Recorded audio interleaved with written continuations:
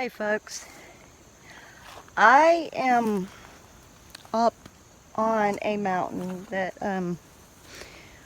right behind where my parents' house used to be, and this is a very special place to me. Um, there's 3 mines here. My grandpa used to work it, and then my uncles worked it, and one of my uncles was crushed in it. And so I'm up here. It's been a long time since I've even been up here to remember him. And thanks to my other uncle, he actually made a way so that we could get back up here, because it used to be grown up pretty bad and I had to hike it. And this time I was able to ride a 4-wheeler up. But I'm going to show you the mine that crushed him.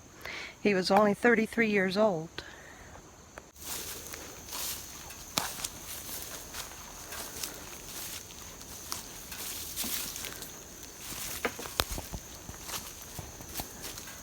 Here is some rock that has fallen a little later on in the years that wasn't there, and that's not what had originally killed him, but it's this right here.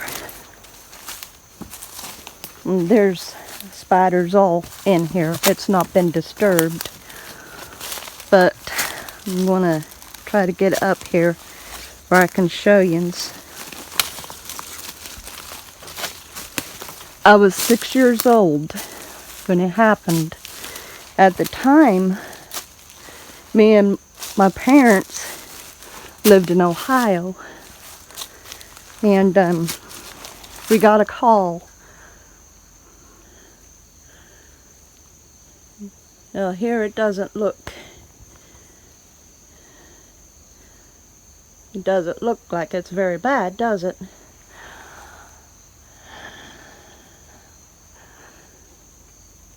Matter of fact, this almost looks like a completely different mine, but anyway,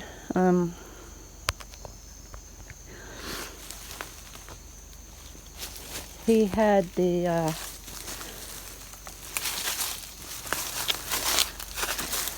him and one of my other uncles. It was a large family. There was many boys in the family, and him and one of my uncles were working it, and one uncle stepped out temporarily, and when he came back, he saw his brother underneath the rock, underneath the mouth. And no, here it is. I'm sorry, I shot the wrong one. There is 3 mines up here. I shot the wrong mine. Let me show it to you. Sorry about that. This is the mine that killed him. Let me hopefully find my step here. It's kind of a little grown up, and I don't want to step on anything that'll endanger me. But this right here, this was the mine. And you see those logs right there? That's what they'd used to jack it back up to pull his body out. Those logs right there, they used it to prop it back up so they could pull him out. This face right here, the mountain, had collapsed, as you can see. It's just one big old rock right here. And it had fell. So he was very close at the entranceway. And it just took that small moment for it to give way and crush him.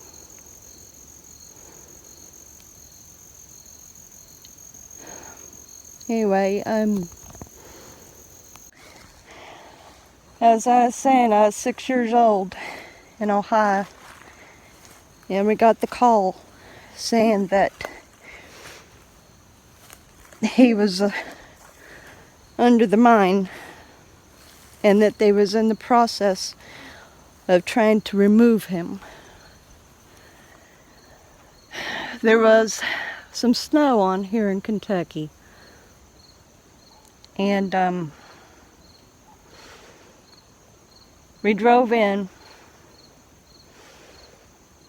and at the time Mom had an 8mm camera, and she filmed it. By this time they already had him removed, and there was a coal truck over here, and there's a road down there that's going up and around a bend, and there was a coal truck sitting there right around that bend area. It's a coal truck. I stayed at my grandma's house. Well, Mom and Dad came up here, and I remember very plainly Mom showing us the film after she had recorded it. And so it's been a very long time since I've got to come up here.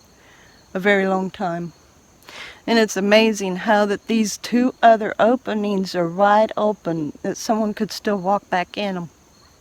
Of all the mines for him to have been in at the time, he went into one that had a reek rock on the opening.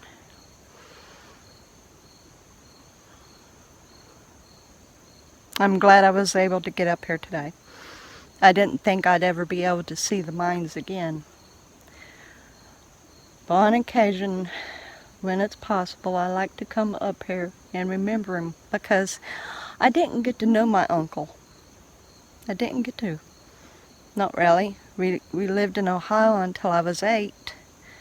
So I really didn't get to know him. Later on, his son, at the age of 33, got killed with the ceiling of a mine falling on him. Died the same way his dad did, at the same age. But anyway, just a little bit of remembrance, and see the mine. And what I'm a-seeing, it's collapsed even more. The last time I saw it, it's collapsed even more. But anyway, I wanted to show you that, and it's bittersweet to be up here right now. It's bittersweet.